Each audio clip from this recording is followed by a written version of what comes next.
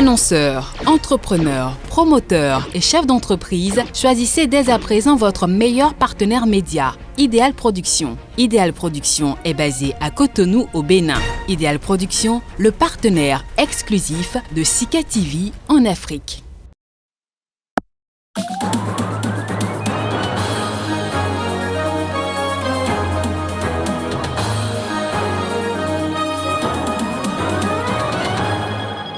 Au Mali, un intermédiaire crucial dans la libération de 4 otages en octobre a déclaré sur RFI que les autorités maliennes avaient versé 2 millions d'euros aux djihadistes pour l'un des prisonniers, le politicien Soumaïla Cissé.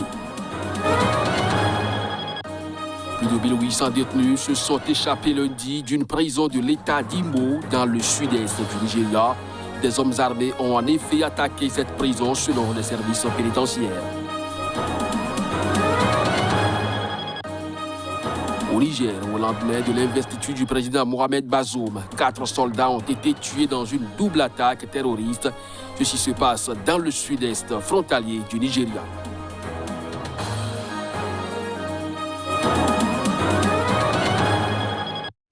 C'est là les grands titres à développer au cours de cette édition. Bonjour à chacun, bonjour à tous et bienvenue. Plus de 1800 détenus se sont échappés lundi d'une prison de l'État d'Imo dans le sud-est du Nigeria. Des hommes armés ont en effet attaqué cette prison selon les informations rendues publiques par les services pénitentiaires de la ville. Reportage.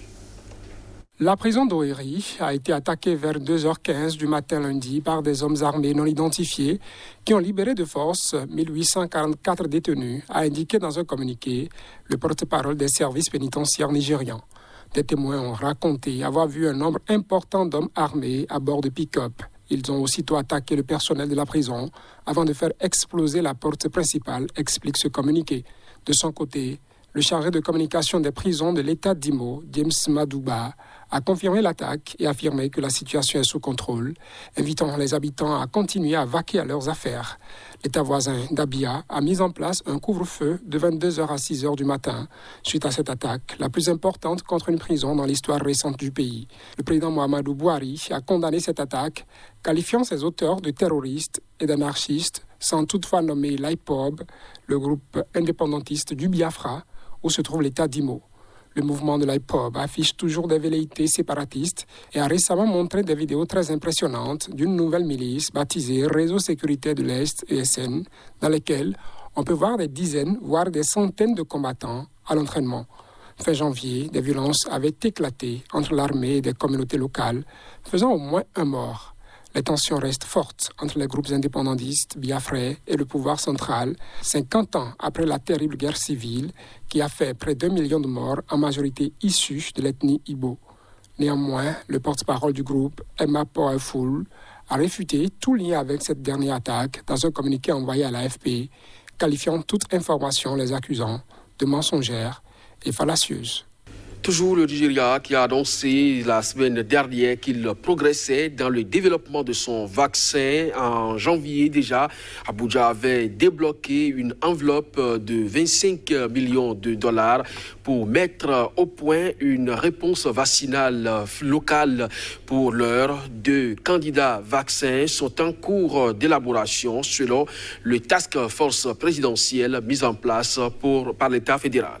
Alors que l'Inde a suspendu ses livraisons de vaccins, ce qui devrait empêcher le Nigeria de recevoir comme prévu plusieurs millions de doses fin mars, le pays a annoncé progresser sur le développement de son propre vaccin. Boss Mustapha, le patron de la task force présidentielle chargé de gérer la pandémie, ne donne que peu de détails sur les 2 vaccins développés par des scientifiques nigériens. Mais l'annonce vise, selon les propres termes du responsable rapporté par l'AFP, à renforcer le moral et l'image de l'industrie médicale du pays. Le Nigeria, qui a débloqué 25 millions de dollars en janvier pour élaborer un vaccin, explore aussi la possibilité d'en produire sous licence, un peu comme le fait l'Inde avec AstraZeneca. Le pays dispose de certaines capacités industrielles et pourrait, à l'instar du Maroc avec Sinopharm, se lancer dans la production à grande échelle. Cette volonté de devenir producteur prend d'autant plus de relief que l'initiative COVAX, destinée à fournir des vaccins aux pays en développement, a du plomb dans l'aile alors que l'Inde a décidé d'arrêter ses exportations afin de fournir d'abord sa population. Abuja a pour l'instant reçu 4 des 16 millions de doses prévues. Or, le Nigeria ambitionne de vacciner à terme 140 de ses 200 millions d'habitants. Un témoignage et pas des moindres, un intermédiaire crucial dans la libération de 4 otages en octobre au Mali, a déclaré sur RFI que les autorités maliennes avaient versé 2 millions d'euros aux djihadistes pour l'un des personnages. Il s'agit du politicien malien Soumaïla Cissé. Dans cet entretien diffusé lundi par Radio France Internationale, le Touareg Ahmada Agbibi, lui-même ancien membre d'un groupe armé djihadiste, mais aussi député à plusieurs reprises, dit que les autorités maliennes n'ont pas payé de rançon pour les 3 autres otages, la française Sophie Petronin et 2 Italiens, mais en ont payé pour le Malien. Il est peu clair sur le versement éventuel d'argent par une partie autre que malienne. Aucune réaction n'a été obtenue des autorités de transition dominées par les militaires. Malgré des conjectures persistantes, le gouvernement malien n'a jamais confirmé le paiement d'une rançon, en plus de la libération de 200 prisonniers, dont un certain nombre de djihadistes contre la liberté d'entre autres de Sophie Petronin et de Soumaïla Cissé, personnalité politique nationale décédée depuis. Ahmada Agbibi, qui avait déjà officié comme intermédiaire dans de telles opérations, passe pour avoir joué un rôle prééminent en octobre. Il a combattu par le passé aux côtés d'Iyaga Gali, chef du groupe de soutien à l'islam et aux musulmans alliance affiliée à Al-Qaïda.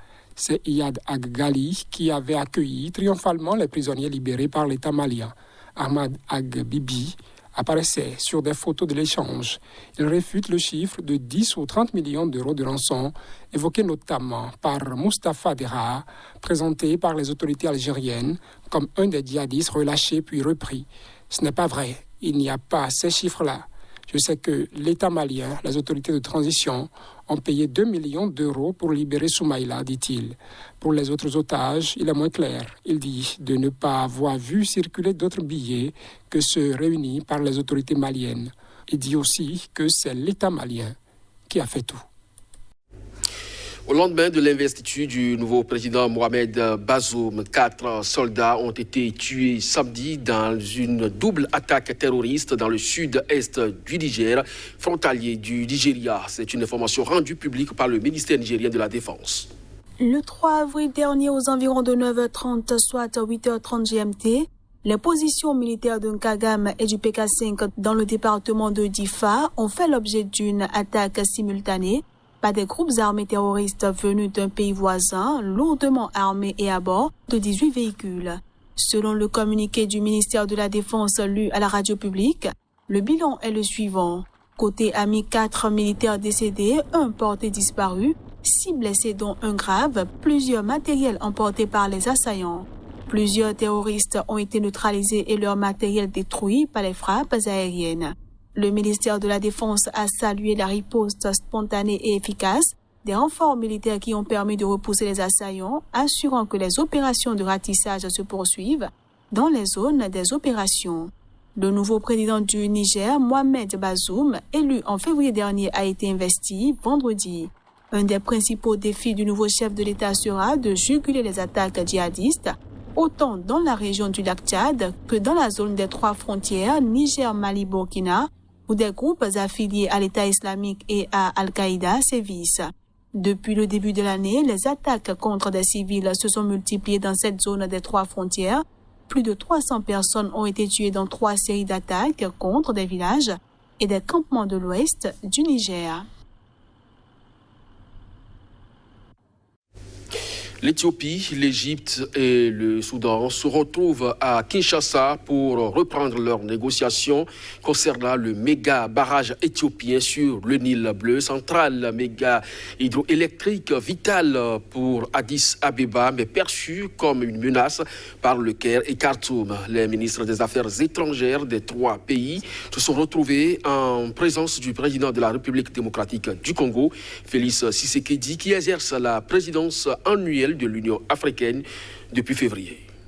Les négociations concernant le méga-barrage éthiopien sur le Nil Bleu ont repris ce dimanche à Kinshasa en présence du président congolais Félix Tshisekedi. La réunion de Kinshasa se fixe comme objectif de déclencher une nouvelle dynamique, a déclaré à cette occasion le président congolais qui a salué la volonté des participants de chercher ensemble des solutions africaines aux problèmes africains. Les divergences autour du grand barrage éthiopien de la Renaissance ne doivent pas être regardées comme une fatalité, mais comme une chance pour un meilleur rapprochement de nos populations et l'ouverture de nouvelles opportunités de coopération transfrontalière et régionale. Que ces 2 jours d'échange et de délibération offrent aux parties l'opportunité d'examiner et de proposer des solutions aux questions techniques et juridiques en suspens en vue de parvenir, selon une feuille de route et un calendrier à convenir, à un règlement complet et définitif de la question, ainsi que pour votre attachement aux principes de l'ONU et à la primauté de l'Union africaine pour chercher et trouver ensemble des solutions africaines aux problèmes africains.